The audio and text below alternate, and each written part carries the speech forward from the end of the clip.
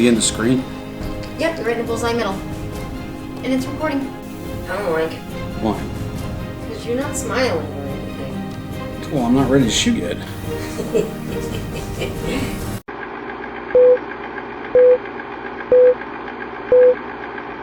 Hey everyone, FG back again. Actually, this is the same day as the pod lights.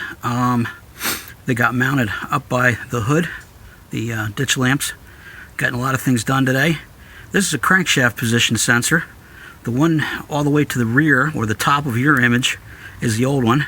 The new one has a metal shield, which I think is kind of weird because I thought these were magnetic sensors, which honestly I would figure a metal shield would be a problem. But this is the original Nissan design. It's OE, came in the OE bag and everything. And this is the new replacement, so I'm going to install that directly below here. Let me see if I can get out of the shadow. There we are. Okay, this is the bolt that holds it in place. And I spent like $17 to buy this Proto here. This is magnetic. So there's a little magnet glued into the end here, which you can see if I pull on this, it takes a little bit of force. That's not a bolt you want to drop. If you look at it real close, you can see it's got a shoulder on it. You're not going to go to Home Depot and find this. And the thought of that dropping and disappearing into a heat shield or something like that was, frankly, rather sphincter pucker. So I went ahead and got a special wrench for it to keep from dropping the bolt. Anyway, the best way to remove this is to pull the bolt first. Here, let me see if I can pan up and get inside here. Yeah, okay, there you are. You see that hole there, the big hole with a small hole next to it? That is where the crankshaft position sensor screws in. Now, this is only the back of the bell housing, so there's no oil or coolant or anything in there. So this doesn't even have an O-ring. Honestly, I thought that was kind of weird, but the bell housing is not sealed. There's no pressure and there's no liquids in there. So they don't really care. They just bolt the sensor to it. So that's how that comes out. So I would strongly recommend, let me see if I can get a view here. Strongly recommend to pull the sensor first.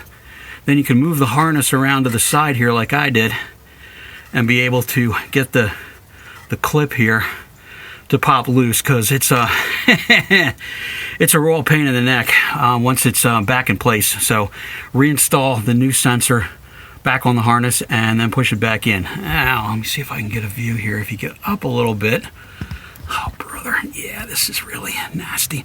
That guy all the way up here is the oxygen sensor, which is down here. Now, what I found out about that one is you want to unscrew the sensor first and take and pull the harness all the way up around through here past this metal pipe, so that it basically stretches out straight, and then get back in here with your hand and release this sensor lock harness tab with your left hand while putting some pressure here on the harness with your right. Now, you don't have to really worry about pulling the harness apart because you don't care. You're throwing that away anyway. It's part of the oxygen sensor itself, which is right over here. Nope, not that.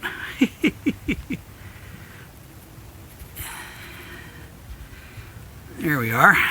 That was the wrench for taking the wheels off. Okay, and you scroll down through here and you can see the end of the harness. So yeah, that's what we're dealing with. So I would recommend probably doing both of these at the same time if they're both the same age. But all of these were original. I have 120,300 something miles. It was definitely time.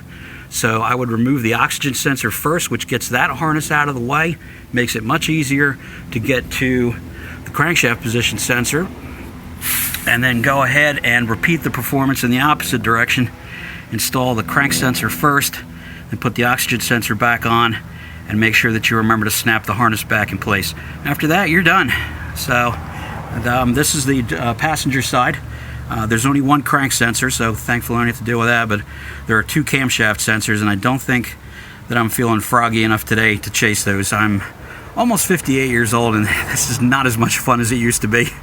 Kind of wears you out. So I'm probably going to wrap this up. I'm going to do the oxygen sensor on the driver's side and probably call it a day, at least for now. Until next time, FG out.